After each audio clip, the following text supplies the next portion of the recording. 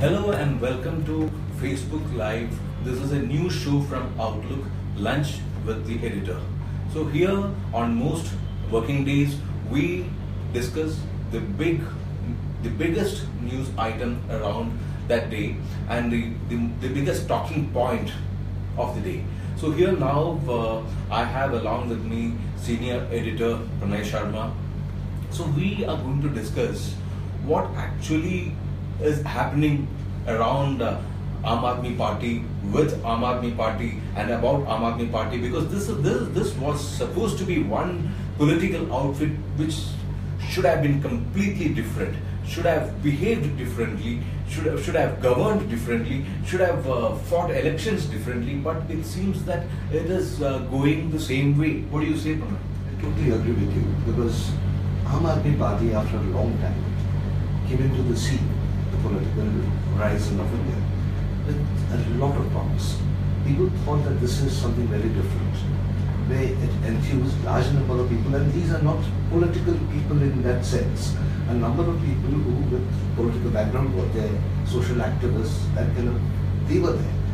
But a number of people who thought we can contribute something to make the society better, to make the society corruption free, the problems that we had, and in half they found that answer. So I think the disappointment is much more in what's happening and the way it's unraveling now. Pranay is explaining the disappointment of the people, of the voters about AAP. But I have a different take on AAP altogether. I feel that a lot of opportunists had come together. See, for instance, right now the issue is Kapil Mishra, the former water minister, making a sensational allegation against the chief minister, saying that he had taken 2 crores of rupees and that Kapil Mishra was witness to this transaction between the health minister Satyendra Jain and the chief minister. See, my poser is that Kapil Mishra has a BJP background. Kumar Vishwas,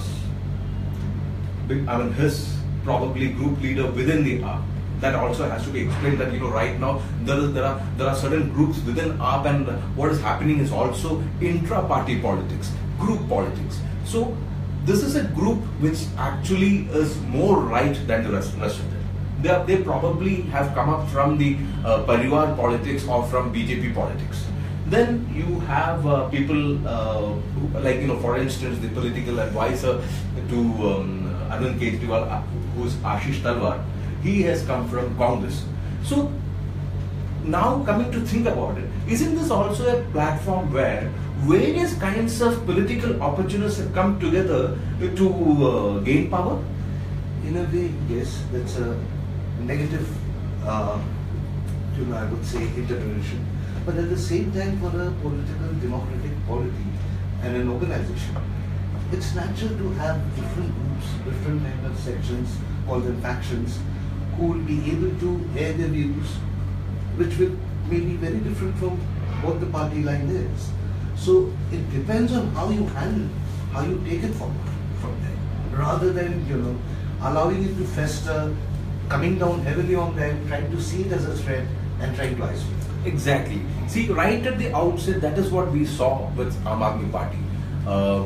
Prashant Bhushan, I don't know what exactly his politics is, because it is a bit of a mystery, but he has been Arundhati Roy's lawyer, he has been Medha Patkar's lawyer, so he has taken up these causes, these extreme causes, some might say, and also slightly closer to left radicals. Then Yogendra Yadav from the socialist school, from the old socialist school. So all of them, it was a motley crowd to see. So this motley crowd, this was a platform where all of them converged to, they claimed that they were going to change society, they were change the political discourse. But primarily we see that there was a regime change. There wasn't any lasting change in the society or in the political discourse.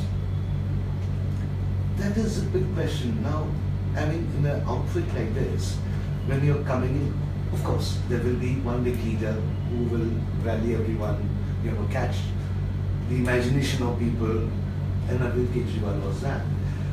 But the way you can handle it and others, also get a share of the power, not in the sense, I'm not saying what ministry you're giving them, but to have a say in their decision making, whether that came through or not. That is another. That brings us to the crux of the issue. See, every organization, whether it is a political organization or whether it is a large conglomerate or large corporate, we would always have certain pressure groups. Whether we like it or not, there would be people who converge together. So, and power always begets its own opposition. So, Kejriwal, his first reaction to group politics, if we call it group politics, was to decimate the most important pressure group that existed when he came to power, which was led by Prashant Bhushan and Yogendra Yadav. He got them removed from the party. After that, the next big group, the next big pressure group was probably led by Kumar Vishwas. So Kumar Vishwas' so-called dissent happened after the loss in MCD elections. So after Aam Aadmi Party lost heavily in the MCD elections, one would say it was a dramatic loss. So there the dissent occurred. So again, there was a patch-up with Kumar Vishwas, but the number 2 in the Kumar Vishwas group was thrown out. So that balancing act that he's doing, you are getting different people, but is it cleaning up a system where you will not be surrounded by psychopaths? That's a big question. Now, if you're talking about an alternative, an option which will be a very different kind of a politics, which you're suggesting or offering to people, where this can be a model. What I had started with, what attracted AAP, that part, the way they handle the dissent within, because without dissent in a society or in a political party, you can't really move forward. The handling, the maturity of a party or a political leader depends on that. And that is something... Dissent is the very essence of democracy. Absolutely. So you need dissenting voices everywhere. You need competing groups within organizations to make it more competent. Absolutely. So here what is happening is that he considers these competing voices or dissenting voices as threats. So which is very unfortunate, because in a democracy, in a political party is a microcosm of a larger polity, larger democracy. So just as we have dissenting voices clashing, dissenting ideas clashing in our larger democracy, within a smaller party also we need to have dissenting ideas clashing. So why isn't Arvind Kejriwal being able to manage these dissenting groups and to make it into a more powerful situation, more energetic situation, more as a clash of ideas and a competition of group politics? This is a big question, because only a confident leader can encourage something like this. Because no matter how popular you are, you may be, but if deep inside, if you're not confident, you will not be able to allow the space for dissent.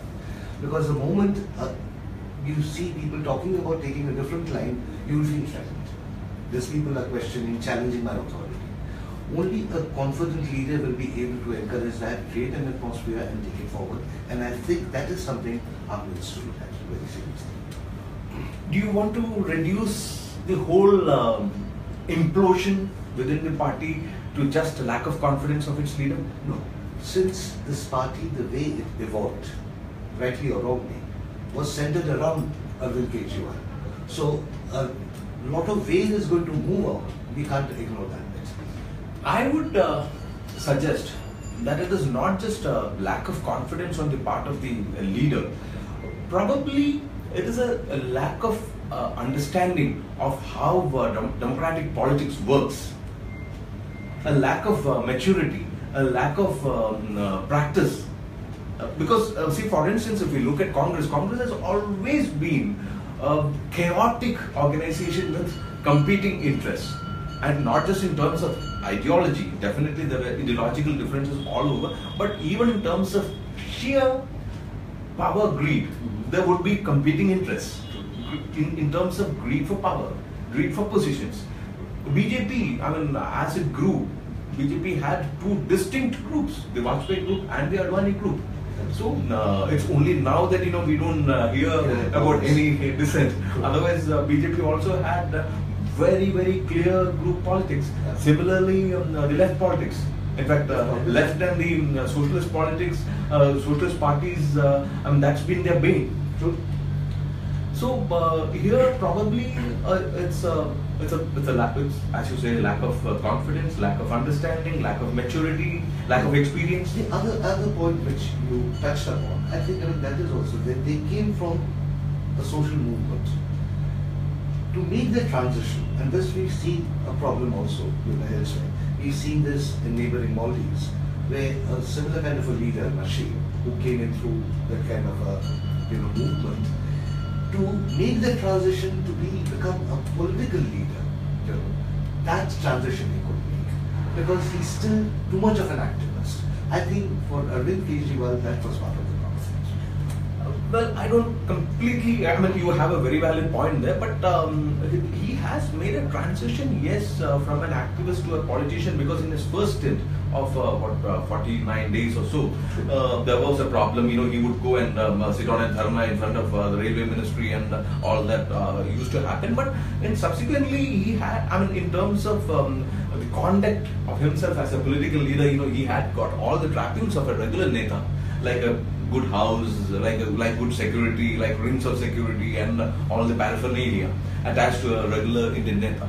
But somewhere, probably, some people call it arrogance, some people call it lack of confidence, some people call it lack of experience, lack of maturity. Somewhere there is a disconnect. The handling of his relation with the LG, I would say, because there are many issues which he raised were valid, but was that the manner in which a very confrontational way, when you sit back, because I've seen this from a number of people who supported AAP, who came in a big way, this is something which was disappointing. That you can say, these are people who are not political, so they would know how it functions. I would probably call it hubris. Could be hubris, yes. 67 out of 70. So here is me, invincible. There comes. Yeah. So that sort of, in plain speak, arrogance. So we still haven't heard the last from Arvind Kejriwal. We still cannot conclude either way. But a very serious charge of corruption has been leveled against a politician on whom there was a lot of hope. So it is sad. It is a bit of a tragedy, as one can call it, because there was a lot of hope, and also he was supposed to have ushered in a new era in Indian politics. So that the dawn of that era probably hasn't happened yet. So probably it was a false dawn. It has got pushed back. Or rather, it has got pushed back. So, but this has to play out. This because it's a very serious charge, and the charge leveled not by any other person, but by a person who was in his cabinet, who was one of his trusted lieutenants till recently. So this has to be answered. And another bigger question is that Arvind Kejriwal, we haven't heard anything from Arvind Kejriwal yet. So we need to wait for that, and we'll come back with more analysis, with greater discussions on a regular basis. So this is Rajesh Ramachandran signing off. Thank you.